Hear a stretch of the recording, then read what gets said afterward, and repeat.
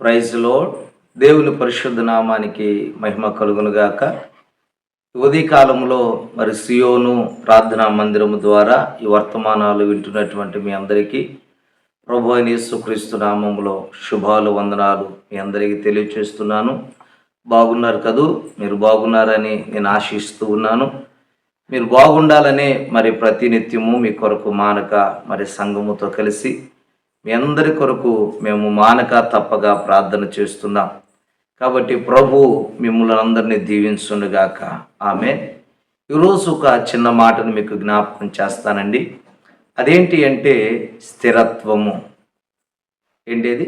స్థిరత్వము.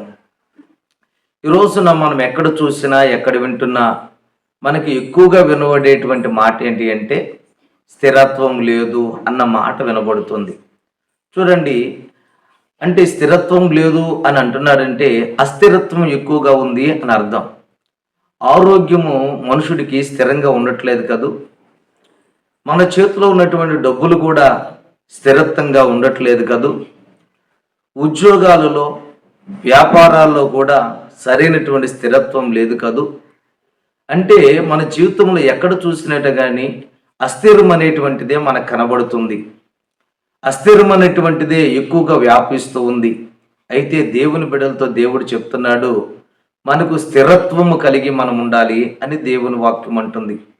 చూడండి, దేవుని వాక్యాన్ని మనం జ్ఞాపకం చేసుకున్నట్లయితే దెసలోనికలకు రాసినటువంటి పత్రిక 2వ పత్రిక 3వ అధ్యాయము 3వ వచనంలో ఒక మాట ఉంటుంది. ఇలాగున మనం చదువుకుందాం. చూడండి, అయితే ప్రభువు నమ్మదగిన వాడు, ఆయన మిమ్మల్ని స్థిరపరిచి దుష్టత్వంలో నుంచి కాపాడును అన్నాడు. చూడండి, ఇక్కడ చదవబడినటువంటి లేఖన భాగంలో మనం చదివితే ప్రభువు నమ్మదగిన వాడు, ఆయన మిమ్మల్ని స్థిరపరిచి దుష్టత్వంలో నుంచి మిమ్మల్ని కాపాడును. ఈ రోజున మనం ఆలోచన చేసినట్లయితే ఎక్కడ చూసినా అస్థిరత్వమే కనబడుతుంది. ఇదిగో కొండంత ఆశ బిడ్డల పైన పెట్టుకుంటున్నారు. ఎన్నో ఉద్యోగాలు అడిగి మరి ఆ ఉద్యోగాలు పంపిస్తున్నా కానీ అక్కడ కూడా మనకి ఏం కనబడుతుందంటే అస్థిరమే కనబడుతుంది. ప్రియ దేవుని బిడ్డలారా, స్థిరత్వం అనేటువంటిది ఈ రోజున చాలా తక్కువగా కనబడుతూ ఉంది. కాబట్టి ఈ రోజున ప్రభు దేవుని బిడ్డలతో మనతో దేవుడు చెప్తున్నటువంటి మాట ఏంటంటే, ఇదిగో నేను నిన్ను స్థిరపరచుదును అన్నాడు. ఎంత గొప్ప మాట అండి. ఈ లోకములో ఎవరికి స్థిరత్వం లేదు. ఈ సముద్రపు నీళ్లు ఎలాగైతే అవి స్థిరము లేకుండా అటు ఇటు పొర్లుతూ ఉంటాయో, అటు ఇటు తిరుగుతూ ఉంటాయో, అలాగనే మనుషుని యొక్క జీవితం కూడా స్థిరము లేనిదిగా ఉంది. అస్థిరత్వమే ఎక్కువగా ఈ లోకంలో పనిచేస్తూ ఉంది. అస్థిరత్వము కలిగినటువంటి వ్యక్తులుగా ఈ లోకంలో ఉంటున్నాం. అయితే దేవుని నమ్మినటువంటి నీ జీవితంలో నా ప్రభు అనేటువంటి యేసుక్రీస్తు వారి ఉదయకాలంలో చెప్పబోతున్నారు, ఆయన నిన్ను స్థిరపరచబోతున్నాడు. హల్లెలూయా. ఏటి కొరకైతే ఎదురు చూస్తున్నావో, ఏటిలో అస్థిరంగా ఉన్నావో, ఈ రోజున నా ప్రభు నీతో మాట్లాడుతున్నాడు.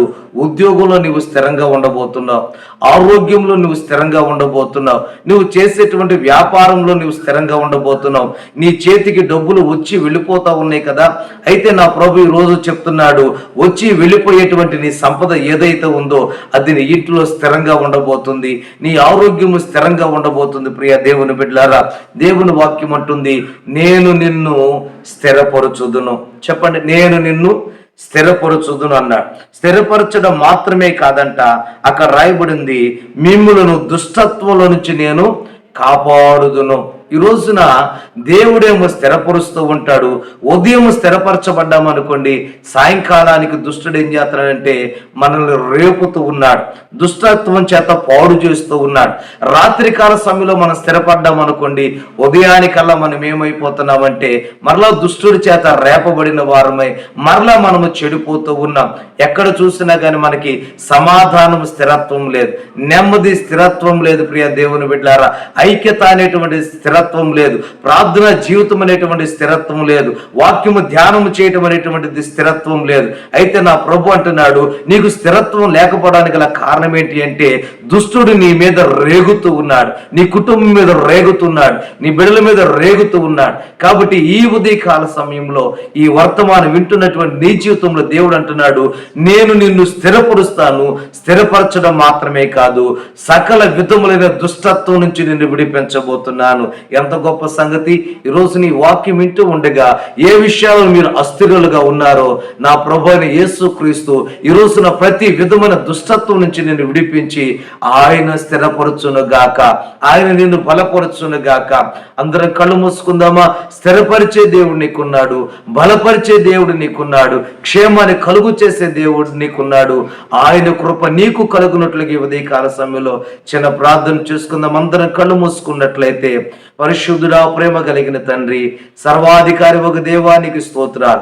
ఈ లోకంలో ఎక్కడ చూసినా అస్థిరమే పనిచేస్తుంది, స్థిరము అరుదుగా కనబడుతుంది. నాయన ఈ రోజున నీ వాక్యం వినబడుతుంది, నేను నిన్ను స్థిరపరుస్తాను అని మీరు సెలవిచ్చారు. మమ్మల్ని అందరినీ మీరు స్థిరపరచండి. ఉద్యోగాలలో, వ్యాపారాల్లో నాయన అయ్యా, మేము చేస్తున్న ప్రతి పనులు మమ్మల్ని స్థిరపరచండి. ఇదిగో ప్రార్థన జీవితంలో స్థిరపరచండి నాయన.